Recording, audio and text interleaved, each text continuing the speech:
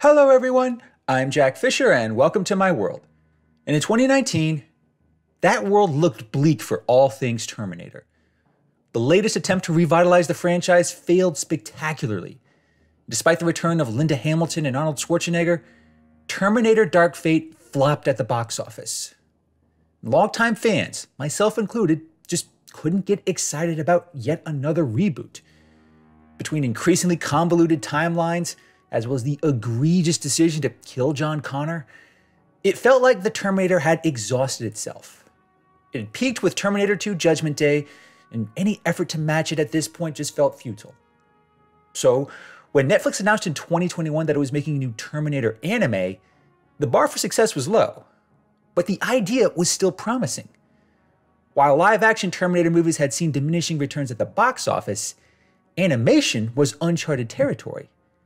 It was not restricted to aging actors or time-specific set pieces. Plus, Netflix has a solid reputation producing quality animation from established franchises, such as Castlevania and Cyberpunk Edgerunners. But revitalizing Terminator in any form presents a whole host of challenges. Multiple movies have created a confusing web of conflicting timelines, and the plots are often derivative, repetitive, or just not very compelling. They usually end up trying too hard to improve on the first two movies. But Terminator Zero really rose to that challenge. It promised a story that didn't revolve around Sarah Connor, John Connor, or saving the future leaders of the Resistance. Instead, it reimagined the entire narrative surrounding Terminator, and without undermining the stories that came before it. That may seem like an impossible task, but after binging this series over the course of a weekend, I can say with confidence that Terminator Zero succeeds in every possible way. Now, to appreciate what this show has accomplished, I'll have to get into some major spoiler territory. So, if you haven't seen this series yet, here's your first and only warning. And trust me, even if you're not a huge Terminator fan, this series is worth watching unspoiled. You don't even need to know anything about the elaborate lore surrounding Terminator, because in terms of premise, Terminator Zero keeps things pretty simple. It establishes that Judgment Day occurs on August 29th, 1997. That's when Skynet, an artificial intelligence developed by the US military, becomes self-aware and quickly concludes that the human race needs to be terminated. So, it takes control of the country's nuclear arsenal, launches a full-scale attack, and the world descends into nuclear war.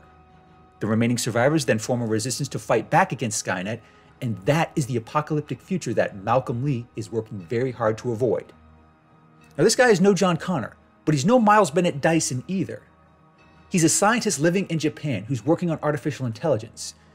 Specifically, he's developed Kokoro, an AI meant to be a rival to Skynet. But in developing it, it presents a difficult dilemma for Malcolm. Because if he were to fully activate Kokoro, granting it the same worldwide access as Skynet, what's to stop it from also turning against humanity? What reason would it even have to value human life in any capacity? From the outset, this is a very different conflict compared to previous Terminator movies. Instead of this simplistic humans versus machines style war, Terminator Zero adds a new layer of complexity.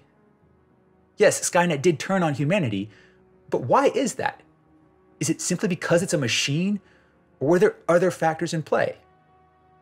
It almost feels like a more updated take on Skynet because there are some real-world parallels in play now. Artificial intelligence isn't just some generic sci-fi trope, it's a real thing in the real world now. ChatGPT may have made it mainstream, but now there are serious conversations about how to align advanced AI with our interests, as well as the consequences we'll all incur if we fail to do so. But with Malcolm Lee, he doesn't have the luxury of time. He knows it's Judgment Day. How he knows this? Well, that's actually a critical detail that adds even more urgency to his choice. But he has to decide on a recourse, or the same fate that he so fears will play out once again. And while this existential crisis is playing out, there's another plot unfolding in the future. And this one is a lot more familiar. Eiko is a resistance soldier in the year 2022, and she's fighting the same losing battle as everyone, trying to survive while also searching for new ways to defeat Skynet. Her efforts lead her to uncovering Skynet's latest plot. It has discovered a means of time travel, and it intends to send a Terminator back to the past to eliminate someone before they become a threat, namely Malcolm Lee. And with help from the Resistance, Eiko travels back to intercept it. In terms of Terminator plots, this is as basic as it gets. But this time, it's not as simple as preventing the birth of John Connor or taking him out when he's a kid. There's actually a more elaborate mission for this Terminator unit. Skynet sees both Malcolm and Kokoro as a threat. But the nature of that threat goes beyond just having a rival AI. And this is where Terminator Zero really sets itself apart from its predecessors. Because that basic plot that we've seen play out in so many movies, it's finally allowed to evolve in new ways. It's not reduced to go back in time and save the future leaders of the Resistance. It actively addresses issues of time paradoxes, alternate timelines, and whether these time travel missions can actually change anything. And that's critical because it's been a running joke for Terminator movies for years now. How do all these timelines even exist? How is anyone supposed to keep track of which events affect others? But the way this show addresses it, it actually gives weight to each timeline from every Terminator sequel. They're all still valid, and they all still exist in their own way, but what is Skynet really doing when it's sending Terminators back into the past? And how is the Resistance sending someone back in time to stop it affecting everything? These are all some pretty heavy concepts. This isn't a matter of Terminator supplanting all those other timelines. It's offering this big picture view of the whole Terminator narrative. It asks every character involved how much or how little control do they really have over their fate. It also challenges us, the audience, to think deeper. It offers us probably the most mature tone that we've had in a Terminator story to date. And it works because it successfully mixes this with the more human elements of the story. I know every Terminator story relies on that human element for dramatic effect, but in lieu of John and Sarah Connor, the heart of this story is with Malcolm's family. He has 3 children, Kenta, Rika, and Hiro. And since he's a widower, he also has a full-time housekeeper/babysitter named Misaki. So for him, changing the future is personal. He wants his family to live in a better world. But kids being kids, they make things difficult by getting into trouble. And the danger only compounds once the Terminator shows up. Together, they all play critical roles in how the story plays out, but it's not just because they're targets for the Terminator that was sent back. They all undergo their own personal journey, and through them, we see different perspectives on machines, humanity, and the very notion of free will. We also see how the bonds of family endure even in the face of Judgment Day. It's that deeper sense of humanity that every Terminator story emphasizes, and these kids, along with Misaki, give greater weight to the action. Along the way, there are also some major revelations about where Misaki came from, as well as what happened to Kenta, Rika, and Hiro's mother. There are even some unexpected twists, not so much so because they're shocking, but because they deepen the overall humanity of the story. Terminator Zero really makes it a point to have a personal impact. There are some truly gut-punching moments. You might not put them on the same pedestal as John's tearful goodbye to the Model 101 that saved him, but they get closer than any sequel has come to date. And yeah, there's also a lot of bloody, action-packed violence leading up to these moments. Some are exceptionally brutal. This show dares to allow and depict a lot of collateral damage. Cops, civilians, doctors, and ordinary people, they all get caught in the crossfire. Some moments play out in ways that would never make it into a PG-13 movie. But that feels oddly appropriate in this series, because it helps highlight the human cost for changing the future.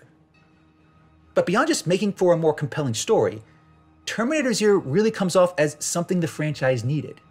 The never-ending war between Skynet and humanity is finally allowed to mature beyond the family drama of John and Sarah Connor. This is no longer something that can be resolved with more time travel plots.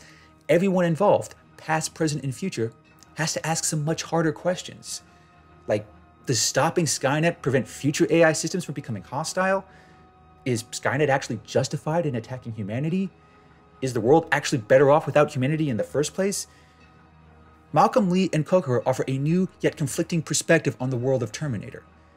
They don't avoid these questions, but they also stop short of entirely resolving them. There's only so much about the future that they're able to change, but what they do change feels earned and even tragic in the end. Overall, it's been a long time since Terminator fans have had a show or a movie deliver like this. It still has the unique feel and aesthetics of Terminator. It offers plenty of familiar parallels to the first and second movies. And it has all the explosive aesthetics that we've come to associate with time-traveling killer robots. But it's also distinct that it's a different kind of Terminator story. It doesn't restrict itself to altering or preserving a particular future. It lets itself be complicated while maintaining a core sense of humanity. There's so much more about Terminator Zero that makes it great, and since this season ended on a cliffhanger, there's a new foundation to build on here. Whether or not Netflix renews this show is not yet known, but whatever happens, this show has given new life to a franchise that really needed it. Thanks for watching, everyone, and thanks for joining me in my world. Please remember to like, comment, and subscribe, and until next time, take care and stay safe.